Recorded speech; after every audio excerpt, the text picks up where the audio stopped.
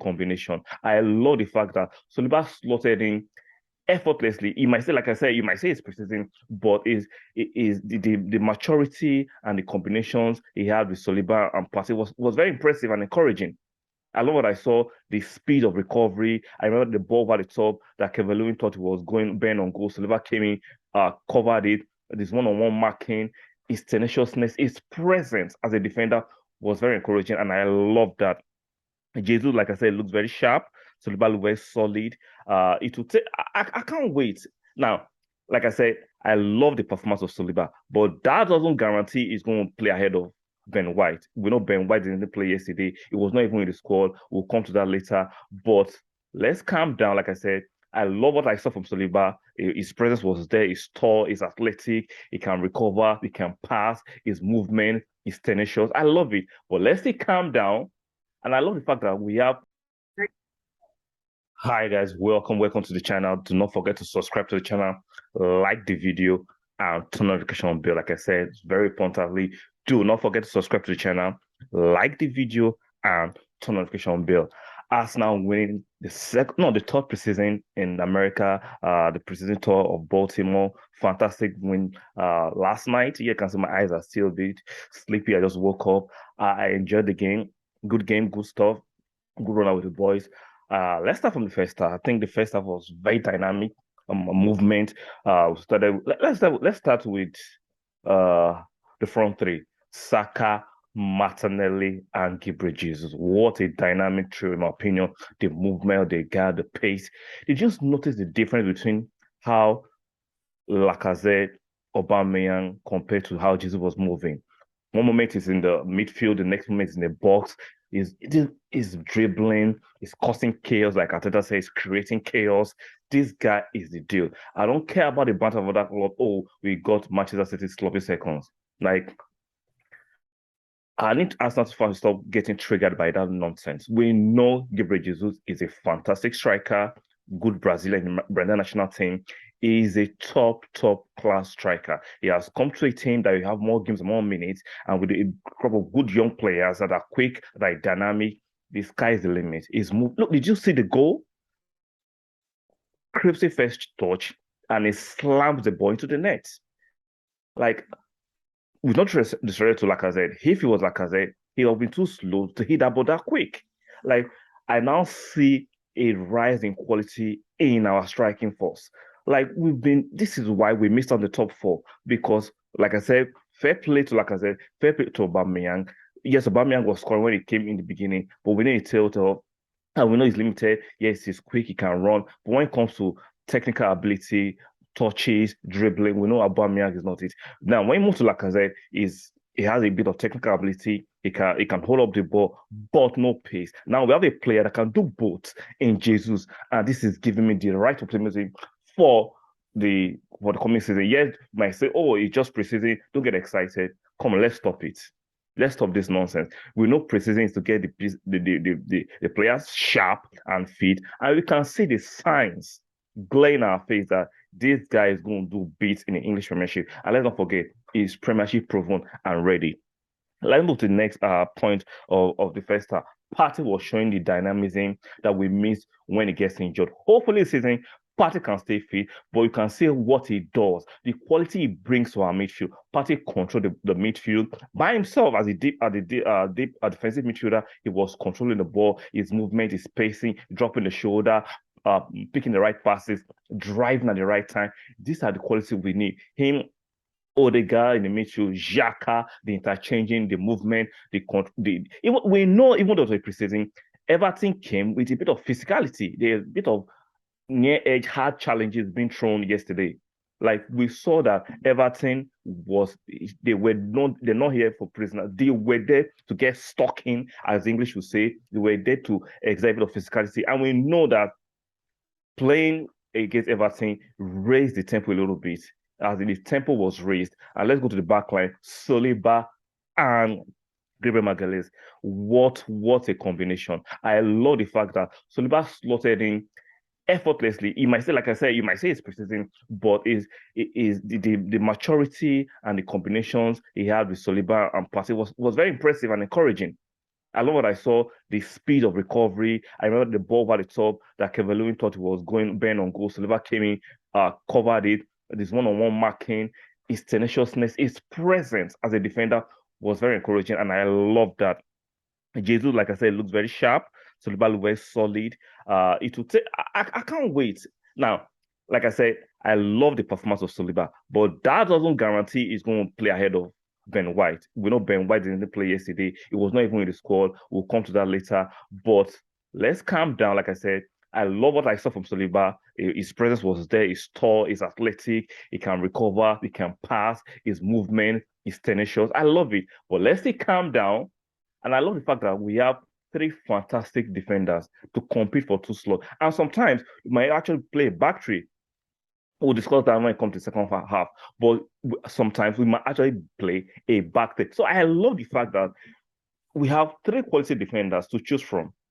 Gabriel Magalhaes, Saliba, Ben White. We do not need to pick them against each other. We want a healthy competition so that we can get the best of results in our team. All this, Ben White should be draw, Saliba should be play, or Ben White should play. So let's stop that nonsense conversation. We are Arsenal fans. We want the best for our team. Let them compete and let the best man start. The best man on merit to have the starting bed. All this nonsense of comparison, who should start, or pitching your tent with the player. You support this player against this player. Let's stop that nonsense. We're all Arsenal fans. We support Arsenal players, and may the best man start. So the second half started a bit dodgy. We're ranking a bit of changes. I think 5 changes were ranked in, and we know that would disrupt the flow of the game. Basically, we saw that we had a bit of a struggle in the first 20 minutes of the second half. It was not as fluid as the first half. Misplaced passes, holding up the ball too much. Like Mason Niles was guilty of that. Rob Holding. I am getting. See, I love Arsenal players, but Rob Holding for me, I think his time is up. He's a decent defender. After his injury, he has got a bit of pace. It wasn't the quickest. Now he has got a bit of pace. His passing is not as smooth or as crisp as it should be. Like, we know what he cost us against Spurs last season. So, like, even though he's a backup defender, and I think at this level, Rob Holding is not the required level, even as a backup. Even as a squad player for Arsenal Football Club, in my opinion, Rob Holding is not just it. Misplacing simple passes, 5-yard, 10-yard passes, he can't play them perfectly. He's dodging the run sometimes, giving up the ball, unless without no pressure. Like, I'm getting tired of it. Like I said, he's an Arsenal player. I will support him, but I think we can do better. Pablo Mari too came in. Like I said, Pablo Mari for me is a good defender in my opinion, but the game requires athleticism and pace, and he doesn't have athleticism and pace. And for me, it doesn't work because in the modern game, I don't care how you have positioning, pace is a requirement because the strikers, the midfielders are dynamic, they are pacey, they are quick, they are technical. And if it doesn't have pace, that is a massive bonus. What I call it is a massive negativity. I'm sorry, I don't care how great you are in positioning. The game needs pace, especially in English Premiership. Without pace, you'll be exposed. Like I said, the recovery pace always builds you out when you make a mistake or a player goes past you. There's no defender that some players will not go past you. But if a player goes past you and you have pace, you can actually continue to chase and recover and maybe get the ball. But with no pace, you are a deficiency to your team. And we saw that in mass with Paulo Mari. Like I said, I have no personal agenda against him. He's an Arsenal fan. I like him, but unfortunately, the stakes are high, and we cannot afford to compromise on certain things. I think Pablo Mari will be on his way out of the club. I like him, but he's not just good enough for the standard we are building. Like I said, the formation change. We've seen that against Nuremberg in second half, he changed to the back three. Against Everton too, he ran the same changes, changed to a back three. It shows that Arteta is planning for different formations to be deployed in different matches, which is fantastic in my opinion. And he's blending the player to be able to adapt to different formations in different matches or in different situations, which is fantastic. What do you guys think? Do you think we're going to play the back three most of the games or a back two? In my opinion, I know Arteta likes to play 4-4-3, wants a back four, a midfield three, and 3 dynamic front three. But sometimes, depending on the opponent, depending on the situation on the game, he will be able to switch to a back three and adapt to the tactics of the opposition team, which is fantastic. It shows that Arteta is growing, is learning, and he wants to do a bit. You might not rate him. I understand a lot of Arteta out fans that are Arsenal fans. Give this man a chance. He hasn't failed. Like I said, it wasn't my first choice, but I support what I'm saying. I can see the progression he has made in the last 3 years. Even some of you do not want to say because you have a personal agenda, that's fair to you. But I've seen progression of Arteta, and I know what he's trying to do. I know when he came to the team was in a big mess. The team was in a big mess. We had to change a lot of players, and he's doing it systematically, and it's working. And like I said, preseason, Arsenal against Everton, I liked what I saw, especially the first half.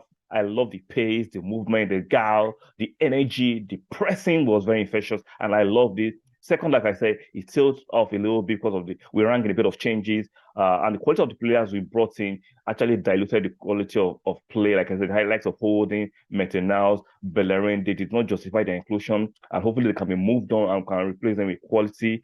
Or like let's not forget, a few players were not even in the squad, the likes of Smith Rowe, Ben White, Fabio Vieira, they were not in the squad. So let's not panic. The team is progressing. We still have a bit of work to do. There's no need to get hysterical. Even though it's a friendly, we can see that what Arteta is trying to do we can see the structures and we can see what Arteta is trying to do. So give it time and understand that other teams are making massive signings. Calm your nerves. I like what I'm saying. I like the incremental progress we are making. I like the trajectory the team is moving. And I think this season, a lot of fans will be in for a shocker, positively, in my opinion. I think a lot of fans will be in for a shocker. Like I say, the likes of Fabio Vieira was not playing. Ben White, Smith Rowe did not play. So we have a bit of players that we can bring in the next friendly, I think on Tuesday. Like, guys, calm down. There's no need to panic. Guess what? I think this season is going to be fantastic. Like I said, that's the match review. Everton against Arsenal in the preseason. Arsenal winning 2-0. Jesus scoring and Saka scoring. Like I said, what do you guys think? Do you think you are impressed with what you are saying, or you think we need a massive like acquisitions of more players to beef up the team? Like I said, my opinion still sticks. I like what we are saying. I think realistically, maybe 2 or more players should come in, but some of you are saying 5. I don't think that is actually obtainable. I don't think that's realistic. Let's be real. Arsenal has not flopped with so much money, and we still need to get some players out of the door. So realistically, we can add in 2 or 3 more players in key positions, like I said, like in the midfield and the attack. I think we'll be fine. What do you guys think? Leave a comment section. Leave respectfully. You are free to disagree with me, but let's be respectful about it. Do not forget to subscribe to the channel, like the video, and turn on notification bell. It's very important. Like I said, do not forget to like the video, which is very important for the algorithm. Subscribe to the channel and turn on notification bell so when I do the videos, you can see them. And I'll see you guys on the next one. Stop that.